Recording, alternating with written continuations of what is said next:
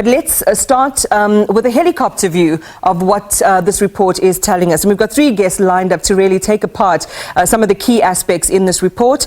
I'm joined by Dr. Sethulego Matebesi, who is a political analyst. Stefanie Fick is Outa Executive Director for Accountability and Public Governance. And Raeesa is an investigator at the investigative non-profit Open Secret. So welcome to all of our guests this evening. Let's hope time will be on our side tonight. Raeesa, I want to kick off with you for an overview of the report. Now, I imagine that a report like this one, which goes to the heart of the anatomy of influence and capture, is a treasure trove, albeit an insidious one for investigators like yourselves. Let's share your overall view on this critical report. Thank you so much, Iman. I think the report itself has made damning findings against members of Eskom's executives. It's made damning findings against former President Jacob Zuma as well. And I think, as with the previous reports, the essence of the Zondo Commission is in its recommendations. And what we hope to see is that these recommendations will be acted on, that where the Commission has recommended prosecution of certain officials, that the NPA and the Hawks will take action. Crucially, I think at Eskom, it's imperative that there is action taken against, for example, Machela Koko, Anoj Singh and Brian Molefe, who were found to be central to corruption there. We are also hoping, however, that the Zondo Commission will turn its focus onto the private corporations who also benefited as a result of state capture. I think in terms of Eskom, there were findings made against McKinsey's involvement in illicit contracts at Eskom. There were also findings made against the Bank of Baroda, but that didn't exactly translate into the recommendations of the reports, which at some point we hope to see. Yeah, and we'll talk about the money and some of the money they have been able to recoup, and also some of the other internal housekeeping and house cleaning that Eskom is going to do. But 15 billion rand of dodgy deals at the state utility during the presidency of Jacob Zuma.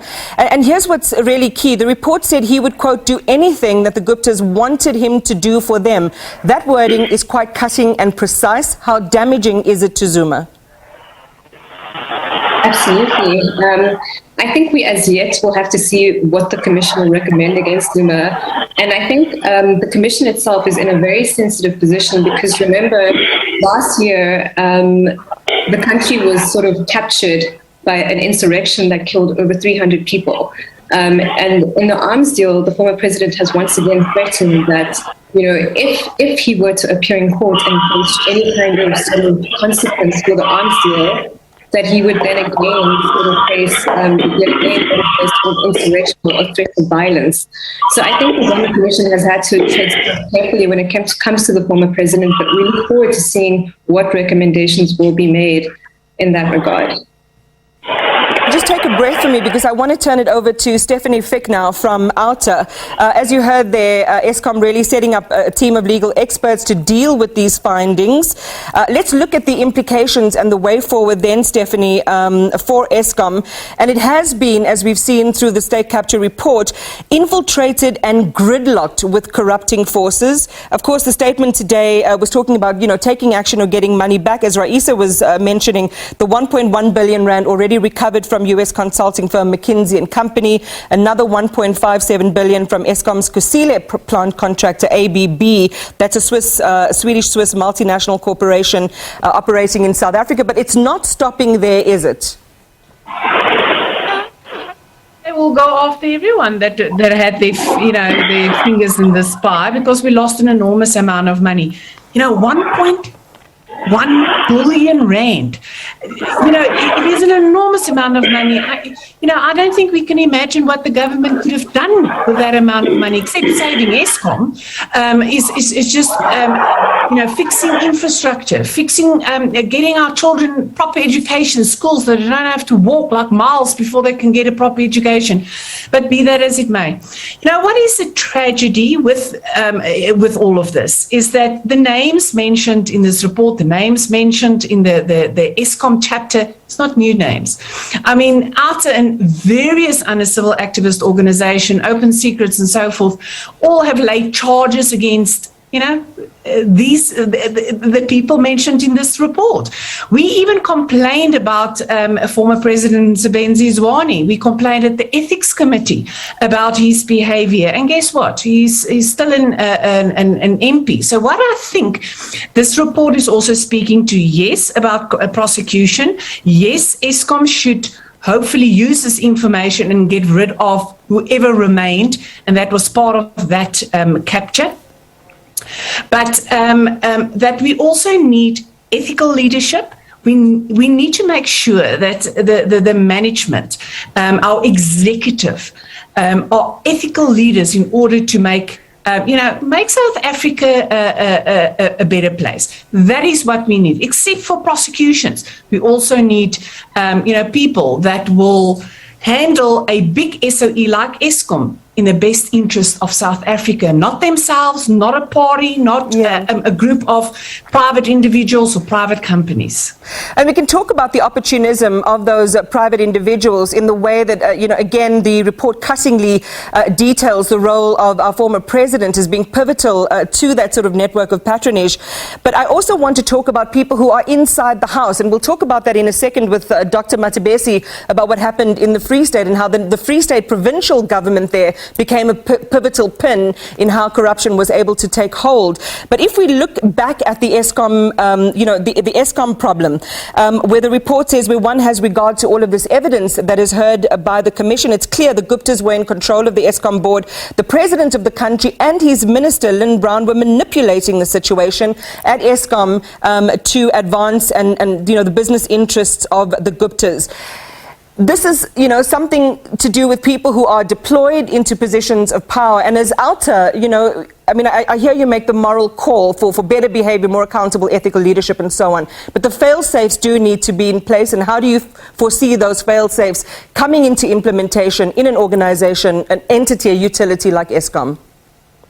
I think, firstly, hold to account the people that were responsible for some of these actions. We haven't seen any accountability. And I think the accountability, yes, lies with the NPA and with the police. Make arrests, do the investigation, prosecute them. But I also think that there's a responsibility in the organization itself. They've got other powers.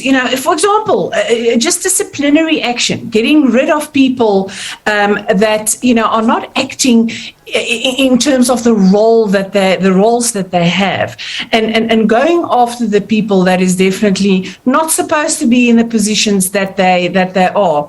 Eskom is literally, I think, the best example, like the report is saying, that was run by the Guptas.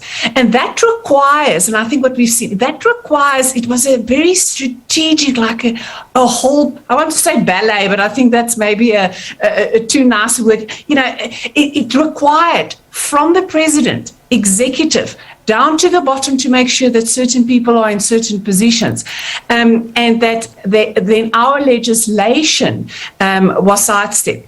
Right. I am still a firm believer. We have a wonderful constitution and we have good laws and legislation. What we've seen, and I think hopefully the lesson that we've learned, is your laws are only as good as the people working with them.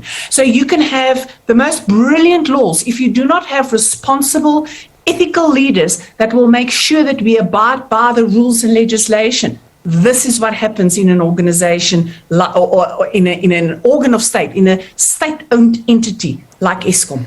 And this really became, Sethulego, I want to bring this question to you, something that was really personal. We talk about state utilities. Yes, we can all feel the pinch, and the pain of outages and our economy and so on.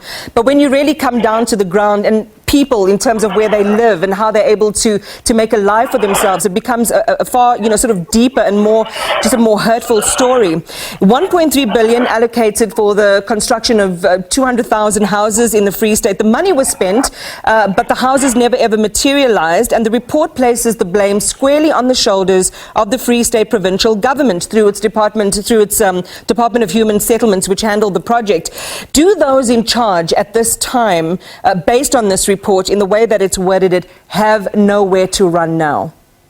Hi, good afternoon, Iman, and good afternoon to my fellow panelists. It is a dark day today once again for South Africa. And I want to touch on what Stefanie has stated. And a question that we need to ask is, how have we in the first place arrived at this situation? And it is all about politicians and officials creating conditions that suits them. And the easiest thing for them is to say that I have not given direct instruction. But at the end of the day, what has happened in the Free State, and we are talking about issues that have been highlighted about the housing project. We also had the so-called website project, more than 13 million spent on a website. All these kind of things, at the end of the day, affects ordinary citizens. And we all know the dangers of living in a house with asbestos. And it's even said, when money has been set aside, and yet the leaders, the so-called leaders democratically elected, who have to advance the interest of the people, were nowhere to be found in action, or deliberately paid a blind eye to what has been happening in the Free State. You mentioned it there, the alleged bribing of politicians. That came up in the report. It's what has driven state capture, again, as you reiterate, in many respects. But if you go back again, just to one of the, the baseline fail-safes that should already be there, there was such a massive breaching and flouting of that. If you look at the 255 million rand that was then wasted on the Free State asbestos roof eradication project, again, the report says there was just no value for money in this. But those who commissioned this, or, who approved and gave the sign-offs and sent the money over, were taken in by lies, because the companies didn't have the qualifications nor the expertise, or even the history, the proof that they've done this work before necessary to perform the job. Share your views again on the flouting of due diligence and procurement protocols. I want to quickly take the viewers back to why our former president is somebody who is still celebrated.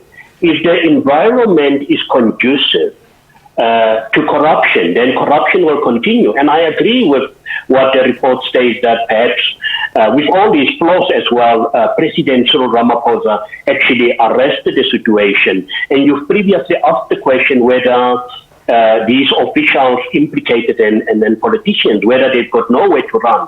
That is very unfortunate. It's still a long way before we would see the consequences of action being taken against those individuals. But I think a situation was created where people felt that perhaps they are immune to prosecution, and that's why even officials at municipal level were acting, involved in acts of corruption, believing that they will get some support from their superiors, whether at provincial and even national level. And that's why we've got a situation where people who have serious allegations against them are being celebrated, taken from one position into the other. But at the end of the day, the Free Staters are the ones who are suffering the consequences of what happened in this particular province. And if you look at what happened in the diary project, appointed officials who had to at least ensure that this does not happen.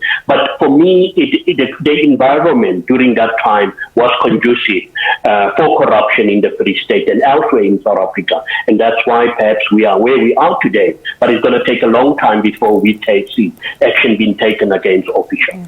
And may that, sort of recipe for choreography, Stefanie, that you were alluding to a little bit earlier on, sort of never, find its existence again, in especially the state-owned entities and in places where public money is being spent.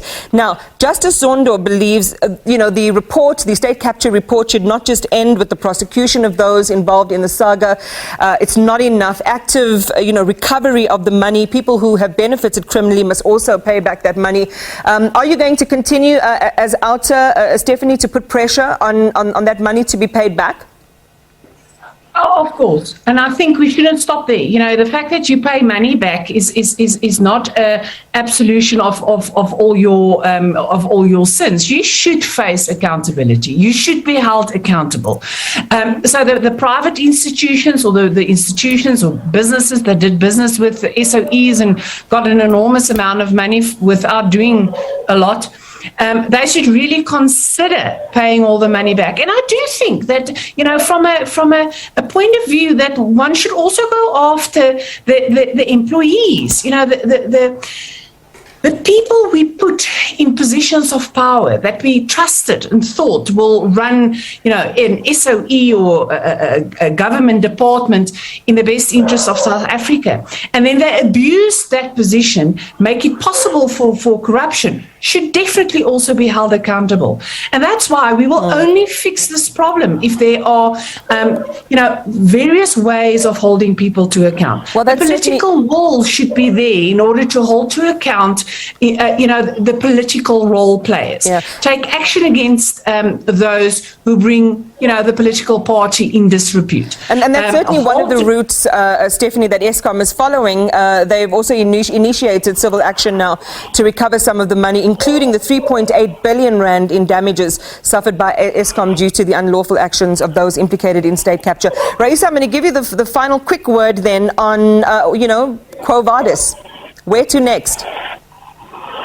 Yeah, thanks, Iman. And I mean, just in terms of asset recovery, I find it really encouraging that this volume of the report recommended that the 250 million that was lost in the Free State asbestos scandal must be recovered.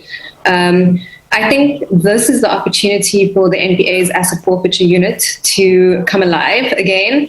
The NPA needs to do its work, and ultimately, I think that through prosecution and through accountability, we can get those better leaders that Advocate Fick has spoken about.